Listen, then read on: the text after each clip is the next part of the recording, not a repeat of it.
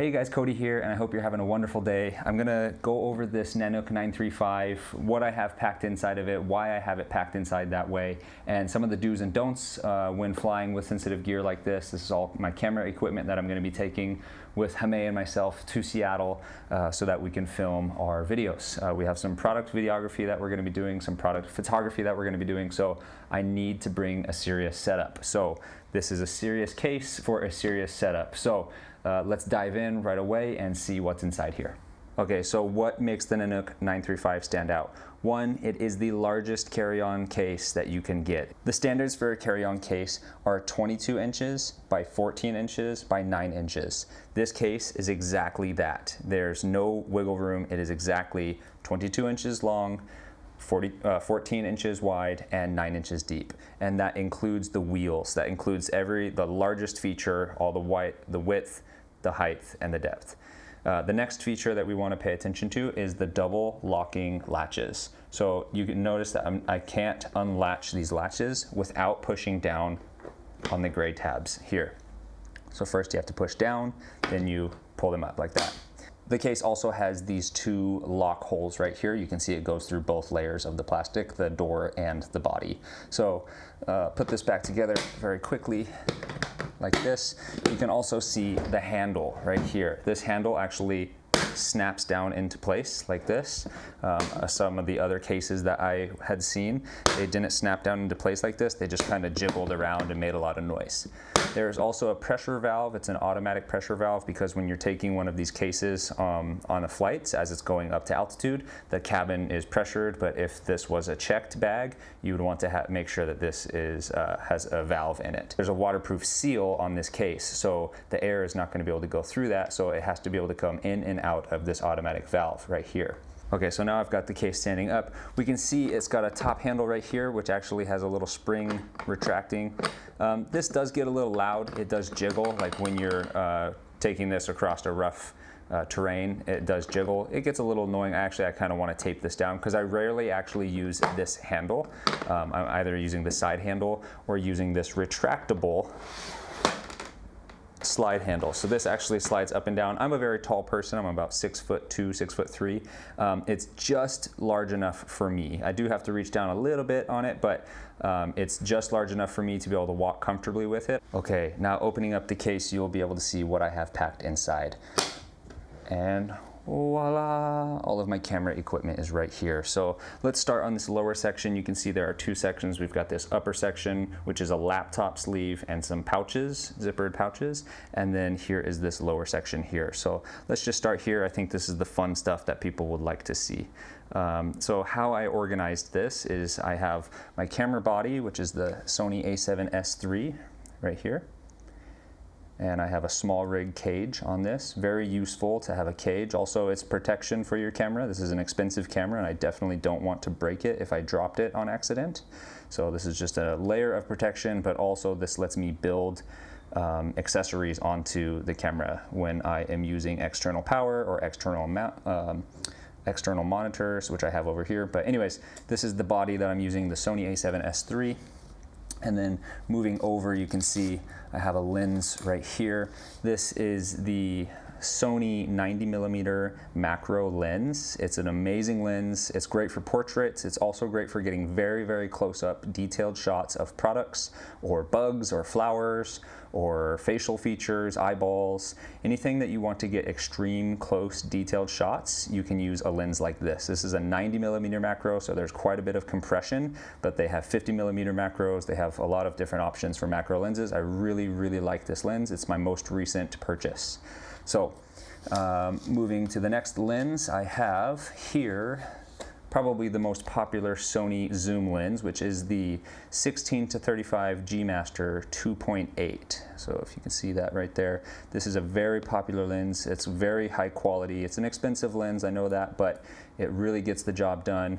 On all of these, oftentimes I will use this Black Pro Mist Tiffin filter. This will diffuse some of the light because actually I find that the Sony image is very sharp, and so it's nice to have a little bit of a diffusion on there. And this type of diffusion, it actually blooms the highlights. So Yeah, something, it's a little bit advanced, but it's a cool filter. I just use the 1/4 strength. I don't use the 1/8 strength, but I do like that one as well. Next lens is this. It's a budget telephoto lens. It's the Tamron. Here it is, Tamron 70 to 180 2.8, the third Mark III, I believe. So it's got a lock on here. That's about all it has, other than the zoom ring and the focus ring. Another great lens. It's a budget portrait lens, telephoto, so I'm able to get a lot of deep compression with this, especially when I zoom into like 100, 135, all the way to 180. It's a very lightweight telephoto lens. It's also pretty compact. I mean, if you look at this, compare this to the G Master over there, it's about the same width and a little bit longer. So great compact telephoto lens that I can fit inside of this case. Oops, that's backwards. Okay, next up, let's unpack this over here. So this is an HDMI cable that I use with this Atomos Shinobi. The Shinobi is great because it's just a monitor. It's not a recorder, so it doesn't have a lot of extra weight on it. It's a very lightweight battery. It takes a Sony NPF battery or a dummy battery that you can use with power banks that I'm going to show you in a moment.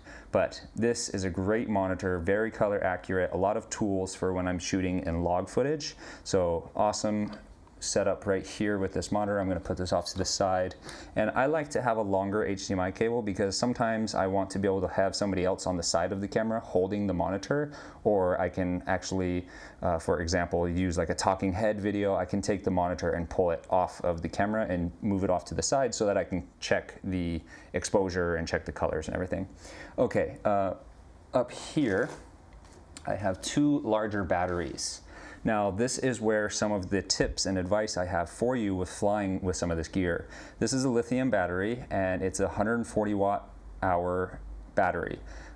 In the fine print, I finally figured out that I could take 140 watt hours. They will allow you to take up to 160 watt hours. This is strictly for United. I just read this last night on their page, so I'm double checking and making sure that I'm able to take this battery.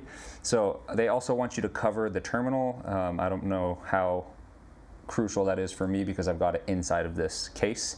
So, but they want you to have it like insulated. They want you to have it like inside of a Ziploc bag. They just don't want a piece of metal to be able to touch it and potentially cause an issue like a spark or something. Yeah, so lithium batteries are dangerous. If you got these wet, there's potential danger there. So they want to make sure that these batteries are actually in with the people on the airplane. They don't want these down below in the cargo. So that's why I have these batteries here. Even though this is a heavy battery, I would much rather put this in my checked bag and make this lighter. But legally, I believe legally, I have to have this with us and the people on the with the flight crew, everybody inside. Here's another battery. This is actually the battery that I use for this Shinobi. You can see this goes in there. Again, I have the terminals taped up right there so that if they do check my batteries, I can say, hey, you know what, I've got these taped, but they might even want me to put some Ziploc bags over these. But I think that's going to be good enough, especially once they see that it's inside this case. Okay, underneath here, moving on to this, I've got my Ronin RS2 handle, which is a battery, and also I've got the top of the Ronin RS2 right here. This is a sensitive item. I don't want this getting roughed up anywhere in a checked bag on accident. If it got dropped or something, I would hate for this to get damaged. These motors are sensitive, so the battery is going to come with, the sensitive item is going to come with, and yeah, let's put this back where it belongs. Okay, the last item I have down here is this amazing little flash unit. This is the ProPhoto C1 Plus. It has a little click dome on top of it. This is kind of like a diffuser, and it makes the light a little bit round. But this is an LED flash unit that works with your smartphone. So it's the ProPhoto C1 Plus. Hamay and I actually fell in love with this. We did a collaboration with this brand, and we showed a couple different products that they had. We didn't even know that they had this product, and we just loved it so much. It has a 1/4 20 thread right here, so you could use this like off to the side, but I just use it in my hand. I hold it on my hand. It connects to my smartphone through an app, and that way I'm able to use a much brighter, much more powerful flash when I'm taking photos with my iPhone. The flash on the iPhone works, but it's not that great. This one is so much stronger, so much brighter, so I can actually shoot like up to 3 people in one little scene. I have to get kind of close to them, but I'm able to use this, and it's also a bicolor light, so it can go warm tones and cool tones, and it has a really, really smart app that has a good automatic section. So if you are just someone who has an iPhone and wants to step up the quality of your iPhone photos, maybe you're like into like taking photos in the evening, that's a great time to use a flash because evenings just get dark. This will totally work to light up your scene. It's not huge, it's not going to light up like a car or anything, but a face, half of a body, a couple people, this totally works for that. And this is also great for like sneaking into areas that they don't want you to have a professional camera. I've been to some places here in Taipei, Taiwan, that they say, oh, no cameras, but you could totally sneak in this, and they would say, oh, what's that? And I would say, oh, it's a battery or something. And then I would be able to get some high quality photos with my iPhone rather than having to not have any good photos or just rely on the flash of the iPhone. So anyways, great little product right there. That's definitely coming with us too. It is a battery, and I might want to use that at like one of the airports if Hame and I have a delay on one of our flights. Okay, so in the top section, you can see I've got a large pouch and 2 of these smaller pouches. In here, I've got my laptop wall adapter, my mouse, SSD cards, SSD hard drives, my Polar Pro variable ND filter, and some step-up rings, so that way I can use this on all of my lenses. That holds, there's a little bit more space in there. I could pack a few more things inside there. And then on this side, I have 2 spare batteries for my Sony a7S III, and I have a Deity. This is a great microphone, the Deity D4 Mini. What's so cool about this microphone, and the base of the microphone is here, the shock mount is right there. There we go. So what's so cool about this microphone, let me get that on there, is that it has this extra input right here. So you can take a wireless microphone and actually put it into this. And this microphone is smart enough, and it's going to tell the camera to record this input on the left channel, and it's going to record this input, which is the small shotgun microphone, onto the right channel. Now, I have actually used this a lot, and I really like it for when I'm using a gimbal or using like kind of a tour setup. I can have my talent have a wireless microphone on, and then I get the voice, I get the high quality voice of the wireless microphone, but then I also get the room tone and anything that's happening around in the environment going through the shotgun microphone, and those are recorded, one on the right channel, one on the left channel. So then in editing, all you have to do is copy and paste the attributes of those clips of the right channel and save it to the left channel, and then on the left channel save it to the right channel, and you've got stereo sound with high quality voice and very great room tone and environment noise happening. And it's just a tiny little package, so it's such a cool little microphone like this. What a great option. Okay, moving on. I've got my little cleaning kit right down in here. I just use this little, this is a dust, just a dust remover, just a blower, just a little squeeze blower right here. And then I use a little lens pen. There's a lot of different companies that make these little lens pens. This one is great. So first step, I would take and dust off the camera and the camera lens, and then second step would be to brush the camera off like this, and third step, of course, just take the pad here. It's kind of like a little lens cloth, and you can wipe any like watermarks or anything that's kind of stuck on the lens. You can clean it up with this.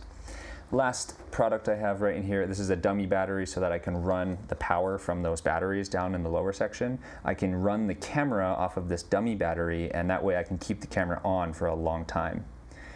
All right, so next section of this bag is the laptop sleeve. So I'm just going to handheld this section right here. So you can see there's a little Velcro strap here, and this actually leans forward, and you can see all the way back here I've got my MacBook Pro. This is a 15-inch MacBook Pro, and I even have more space in here. You can see how much space is down inside here.